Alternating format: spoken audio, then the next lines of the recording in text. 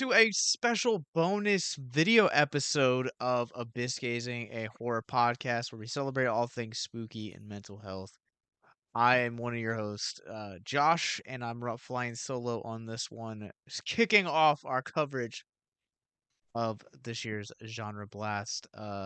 Outside of our own film festival, Horrific Hope, this is a time that I absolutely love. Uh, Always look forward to this year, every year.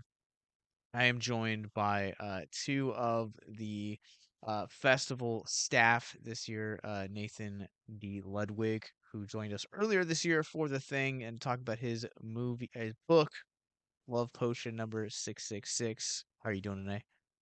Doing great. Thanks for having me on again. Always love to be a part of the victims and villains happening, and it's going to be exciting to have you back for Genre Blast this year. I'm so excited. We're also joined by Bryan Nuri. How you doing, sir? Making his debut. Uh Going on, guys? hey hey. Hey, Bryan. Hey, buddy. So I am already like pre-gaming for this event. I've had a chance to watch a couple of the features, a few of the shorts, and I can say with all certainty that audiences are definitely in for some Mm-hmm. strange happenings and strange things. Uh so let's jump into this first off, this we kick off this Thursday, August 31st. You guys are doing a happy hour, but you guys are jumping in. There are 99 short films, And you know no what ain't features. one? Yeah. Yeah, 99 shorts. I think it's down to 98 now. I hate to break the mystique, but we had one short back out, so they're not playing no more. Not gonna play it anymore. So 98 shorts, 12 features. We fine-tuned our features this year. I think one year we played almost 20 features. It can get crazy at Genre Blast, but this year it's the Dirty Dozen. Got a really good selection of not just horror, but some weird stuff, some funny stuff, a little bit of heartfelt stuff too in there. We like that every now and then, but it's a good lineup of a good mixture of, like I say, it's an eclectic mixtape of genres. That's basically what Genre Blast is. Genre Blast, the first year I went to it, I was pitched by our good friend Andy Gurin. I can never pronounce his last name. I think it's Geyerson. Ryerson. Ryerson. Okay. It's like I can never pronounce it. So Andy, if you see this, I'm sorry. But he was the reason that like we got introduced, and he was like, yeah, it's like a horror film festival. And I remember the first year getting to go to it and having that explosion of not only necessarily horror, but you guys also jumping into like documentaries and uh just comedies, and Zeros was kind of my introduction. And Zeros was like a superhero comedy that we've also done a Victims and Villains episode on. Uh, Very funny comedy. Yeah. very funny. But like, what are some of the things that people can expect this year in terms of like different genres and kind of really embracing the medium of film? So, Thursday night we kick off with Pound Cake at 8 o'clock. This movie is. Have you watched it yet, Josh? I have.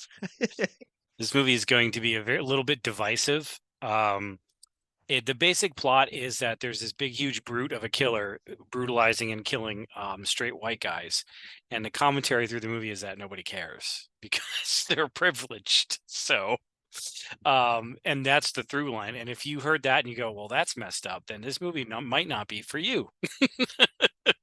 But this is a very smart and clever film. It's more than just that.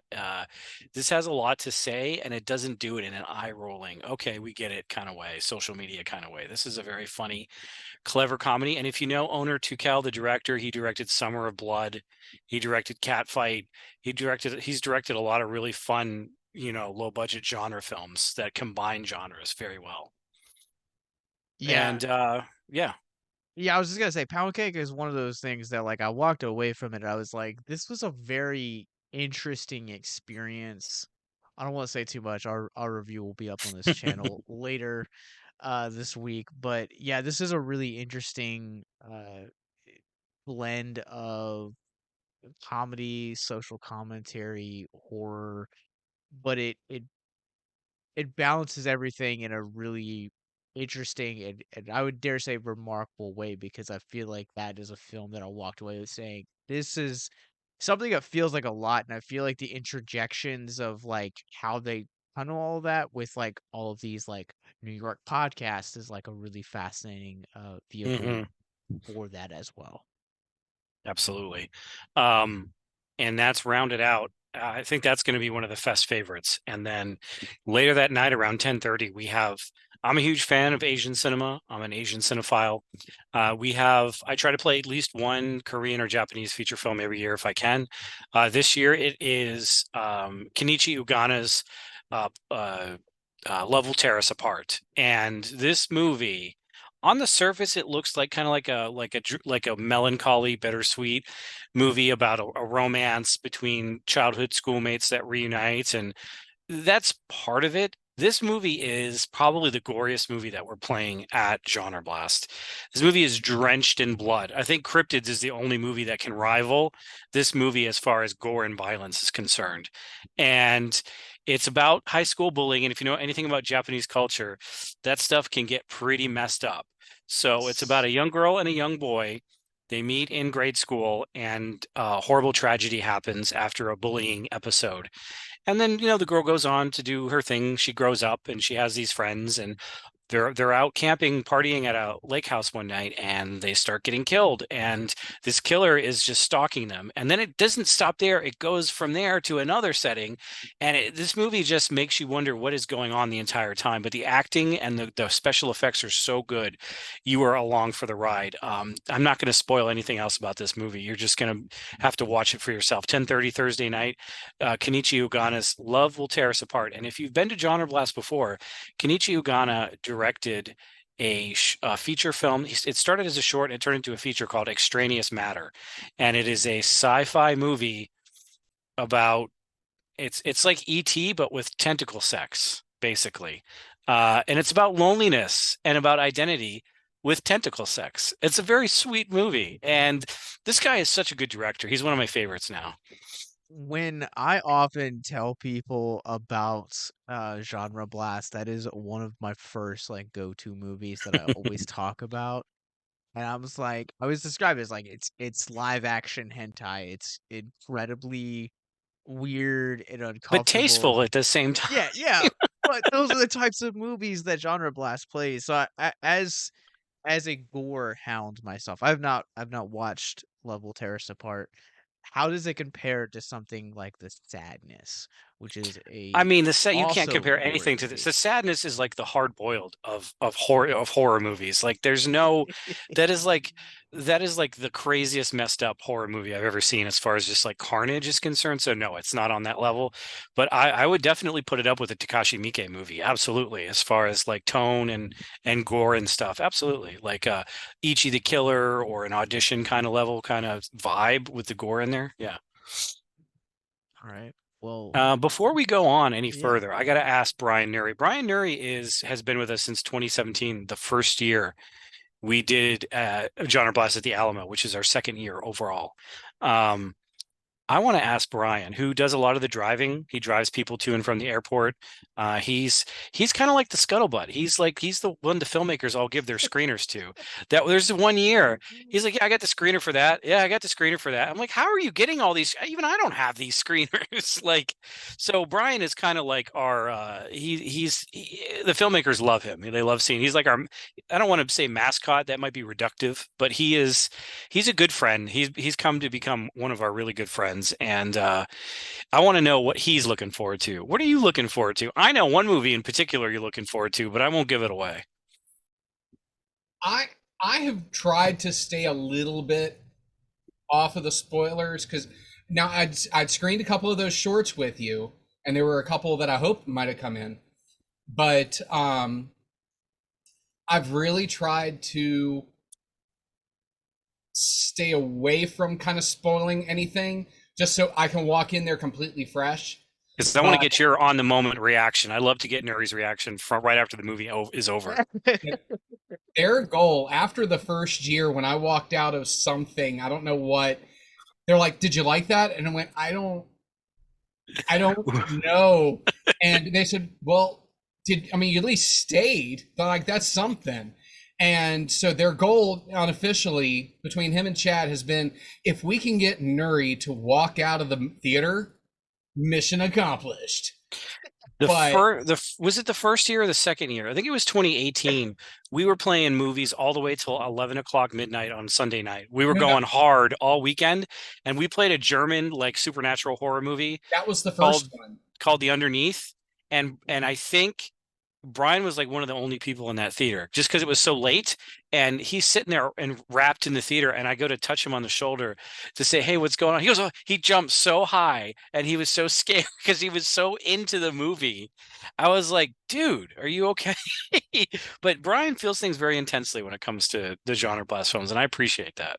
I mean, these movies get me a lot, not because I sympathize with the theme or anything like that. It's the amount of labor that these people have put in there, not expecting a return, a massive return. These guys are spending, a lot of money, and they're never expecting, for it to be picked up by Paramount or anyone big like that. They're doing a lot of this because this is the thing that they feel in their heart they need to do. And so I really, really, really enjoy people who are involved in their movies. This isn't a job for a lot of these people, even if it is a job. They're all wrapped up in their movies. And so I like that almost more than a big blockbuster thingy, because every one of these has got soul. Even if they're soulless, heartless characters in the movie, I hate everyone in them. It's the heart that went into the movies that gets me into them. Yeah. But then there are some times that I am wrapped into a movie and I don't realize I'm the only person in the theater, and I get scared shitless. So that movie still terrorizes me. I've used a scenario for that in a role-playing game, and they went, "Dude, seriously, get help." I went, "Seriously, I watched it in a movie. It was German." And they went, "Oh." That explains a lot. But I seriously love all of our. The one that I've really kind of been looking forward to, because I heard I've watched some of the pre-buzz, was Fat Fleshy Fingers. Oh my God, Fat Fleshy Fingers is going to play at midnight on Friday night. I'm really prepared to walk out. There's a reason why it's playing at midnight on Friday night, because this is like, it's so gross, it's so gory, and it's just wrong, but also like kind of like cheerfully gleeful at the same time. Like, it'll go from like a really goofy it's an anthology about this parasitic sex toy that spreads its juices to all these people and turns them crazy, and it goes from there's like 10 directors, so there's like 10 segments. Some of the segments are really goofy and just cheesy and funny, and some of them are super dark and disturbing and will haunt your dreams. If I sleep well after a GenreBlast, I know that something's wrong. But I've never had that yet. I've only ever passed out from exhaustion. So I can confirm that I've seen Fat Fleshy Fingers. I watched it earlier today, and it is like, just to kind of put it into perspective for our audience, it is, if I describe it, it follows, if it was an anthology, with the tone of scary movie. But directed by like David Cronenberg, David Lynch, Takashi Miike, Shion Sono, like all the psychopaths. It's super. Oh yeah, Bryan, you're watching it. We're gonna sit down and have some Fat Fleshy Fingers. I think we named a drink after that too. No, it's the chicken fingers on the menu this year. The chicken fingers are the Fat Fleshy Fingers. So okay, yeah, I like that. I'm trying to remember which ones are the drinks. We always do a menu every year, and I try to come up with clever menu items. That should be coming out soon, but I think Fat Fleshy Fingers is the chicken tenders. So enjoy. What else we got going on? We got Friday night is like the Sofia Coppola, Michael J. Epstein, Neil Jones night, Steven Stull night, because we've got the Once and Future Smash, which is a horror mockumentary playing at 6:10. That's going to be a ton of fun. People are going to love that one. It's kind of it's a documentary, if you will, about a lost horror film from the late 60s, early 70s, the rise of the football cannibal slasher movie during Vietnam, and Nice. about a lost film called End Zone 2. And it's got Michael St. Michael's in it from the Greasy Strangler. It's good, and the talking heads are like horror convention icons from all over. You got like Victor Miller from Friday the 13th, and a ton of other people. So if you've ever been to a horror convention, they filmed this at Mad Monster Party in North Carolina. So all of the convention regulars are talking heads in this documentary. So it's a lot of fun. And then after that, at 8:00, 8:20, we get to watch the actual lost film, End Zone 2. So it's a ton of fun. It's been rescued. And then it's rounded out by Fat Fleshy Fingers. Yeah. So that's Friday night. If you like a lot of meta horror and a lot of weird stuff, you're gonna love that three-peat of feature films for sure. I'm really excited also to like jump into some of these shorts. The block kicking off Saturdays is called Wake Up and Blast, and um is that the right one? Yes, it is. Yes, Saturday at 10 a.m. Yep. Yeah, I'm really interested about this one, just because I feel like as someone that has also runs their own film festival, I always feel like it's really feel like animation and like music stuff and like documentaries, like all of those, especially in the short formats, are always a lot. They always feel like they're far and few between. But it always seems like Genre Blast is like always able to like draw them out the woodwork and like create really awesome blocks to have them on as well. Yeah, well, I appreciate you saying that. We try to mix it up and try to make it as eclectic as possible. Usually our Saturday morning block is like music videos and animation, but we've kind of expanded that a little bit more this year with comedy also, and also some experimental stuff. So this is like watching, like, if you're older and you remember Liquid Television, like MTV's Liquid TV, it's kind of like that, but for Saturday morning, cartoons for adults, basically. So, yeah. There's nothing here at John Bless that's rated PG. It's all rated R. Every single block. There's a short in that block called "Sucks to Be the Moon." It's like the second to last short that plays, and it is one of the funniest short animated films I've ever seen. It's about how the moon doesn't feel appreciated and everybody loves the sun, and every time the sun is up, everything's great. When the moon is up, he sucks and nobody likes the dark.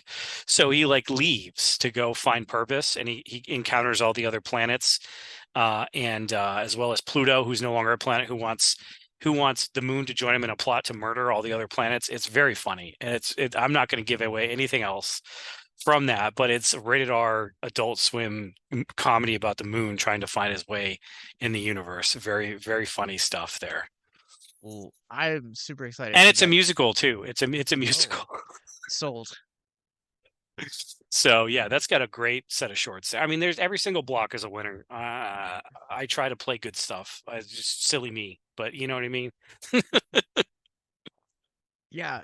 So one of the things that I'm really excited about, the film that I am probably most excited about uh is Murder Size, who Paul and Angie are going to be live on our channel next Tuesday. So make sure you guys sub to that. But this has been a movie that I've been looking forward to for a long time. I really loved Slasherette Party a few years ago when you guys played it. hmm And they just have this like a way to make like the 80s slasher boom kind of like come alive again, and it's very reassuring to kind of see that classic feel be relived in like the modern age. Yeah, Paul's a super nice guy, Paul Ragsdale, and he just makes these great throwback horror films because that's what he's into. It's like a lot like Chad Farmer, our lead programmer. He loves the retro throwback horror stuff when done right, and Paul can do it right. Streets of Vengeance is another one that we played Solid. at Chad's festival when it was actually in Chattanooga, the Grindsploitation Film Festival. Hmm. That was one of the first things we played. Streets of Vengeance was really good. And yeah, Slash Let Party we played at Grindsploitation when we played at the Alamo. It was like one of the COVID years. Yep. And now we've got officially a Paul Ragsdale film at GenreBlast proper with Murder Size.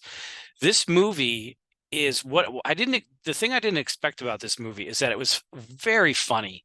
It's really, really funny. It's not just a slasher film. Like Slasherette Party was really good, and it was a really good slasher. This movie is I would put this in the comedy aisle, and you could get away with putting it in the comedy aisle. It's so funny. It surprised me how good it was, how funny it was compared to just being a slasher movie, which is fine.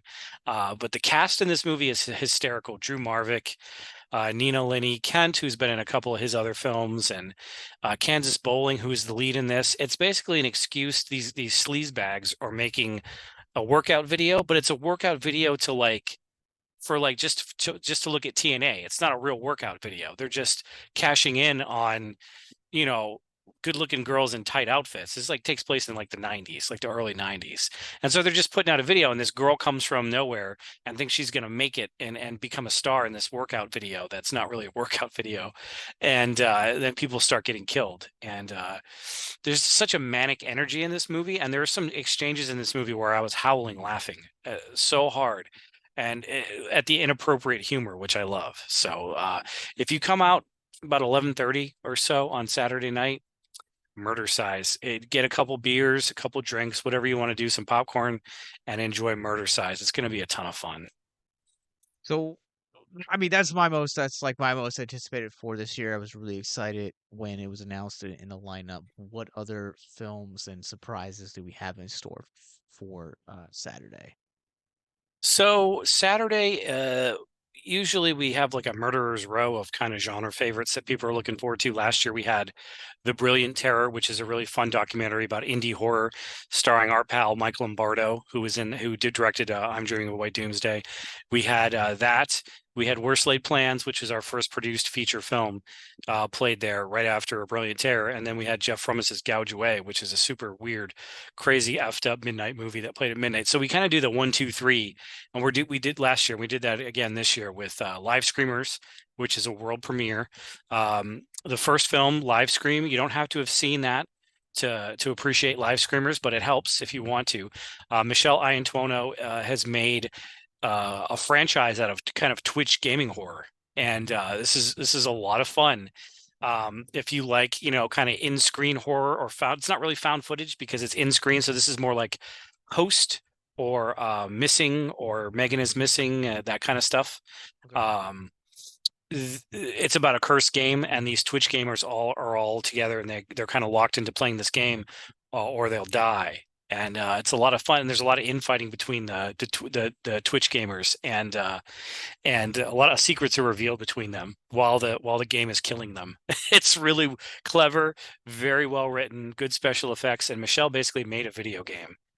I think she said it's not technically playable, but she basically made a video game to make this movie. It's fantastic what she did with this. And that's a world premiere for GenreBlast. That's 6:30 on Saturday, followed by Cryptids, which is a monster horror anthology directed by some of the best directors in indie horror. If you've ever seen Bone Jangles, if you've seen Circus of the Dead, The Doom's Chapel Horror, Forced to Fear, The Barn 1 and 2, those directors all came together to create a cryptozoology horror anthology with Joe Bob Briggs as the radio host that serves as the wraparound anchor in the wraparound segment. So lots of special effects, lots of blood, some dark comedy, lots of monsters, and lots of killing. This is going to be a ton of fun.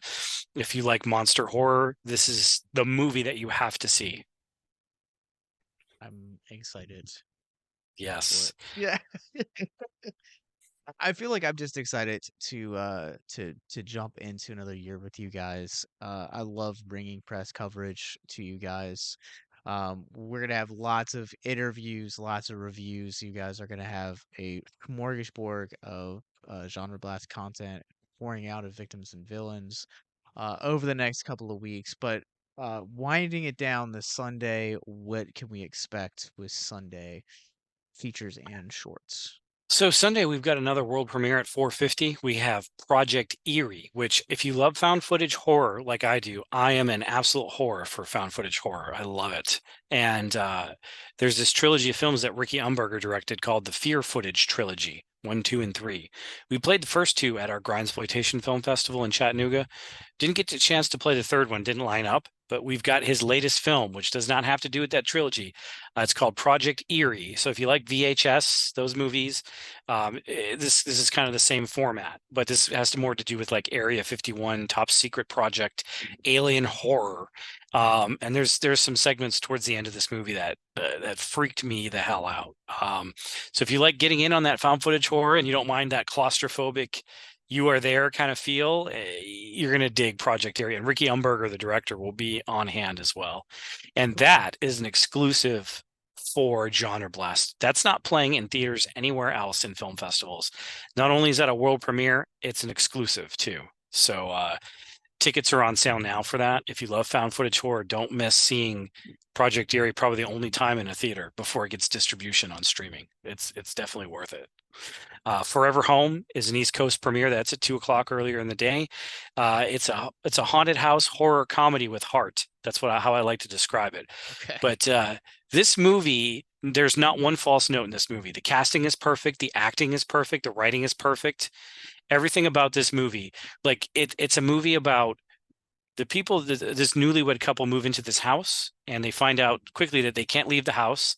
It's haunted and the ghosts also can't leave. So now they're all trying to figure out how to get rid of each other. And the characters are just so spot on and well written that when the obligatory scene where the medium is supposed to show up and help out, like this kooky kind of spoof on Roma's, she shows up, you're like, oh, this is where the movie derails. She's going to be terrible. She's the standout of the movie. She's hilarious. Like every time a new scene showed up, I'm like, here's where it's going to turn. It's going to get cliche. Nope. The whole movie is fantastic. And I loved every moment of it. I saw this at another film festival and the director and the writer and the star happened to be there. And I told him, I said, GenreBlast, baby, we got to do this. That's how much I love. I rarely do that, but I loved it so much. I was like, this has got to play at GenreBlast, and it's going to be a fest favorite for sure. And closing out the festival at 8:30, we have a really funny, goofy kind of wartime comedy, Gorilla Dogs, directed by Blake O'Donnell from the BPO Films crew. They do a lot of really low budget comedies. They did a kind of wedding videography mockumentary called The Bergeron Brothers, which has kind of got a cult following. So yeah, they'll be there 8:30 on Sunday for their world premiere of their really funny slapstick comedy. And yeah, Crypto Shadows on Saturday. If you like paranoid techno thrillers, that's playing Saturday afternoon, Crypto Shadows. I think that covers all the features. Do either one of you guys have like any short films or like any standout favorites for this year you want like an audience reaction for?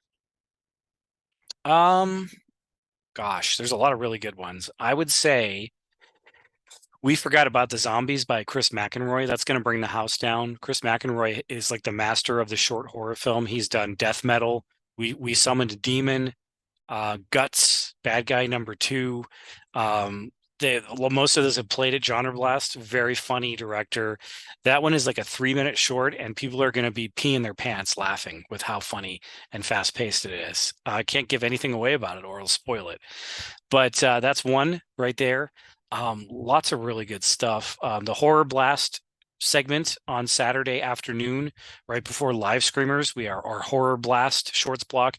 It's just all horror movies, and they're all either scary or creepy and atmospheric in some way, and they're meant to get under your skin or just to jump scare the hell out of you. And that's usually a favorite block for people. That usually packs them in every time. So if you want to check out Horror Blast, get there early because it will be full for sure.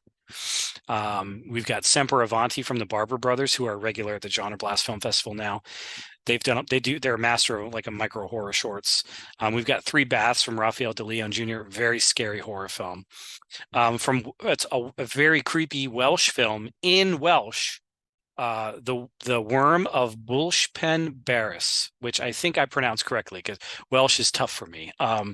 And that's a very creepy atmospheric horror film, along with The Watcher, directed by Nathan Sellers, which is all about something you don't see very often. It's about the aftermath of a suicide cult and these ladies that have to clean up after the suicide actually happens. And it's very creepy and very atmospheric. Such a fantastic short. So yeah, if you're looking for the hard stuff, if we're going into a bar and you're like, where's the hard stuff? Give it to me.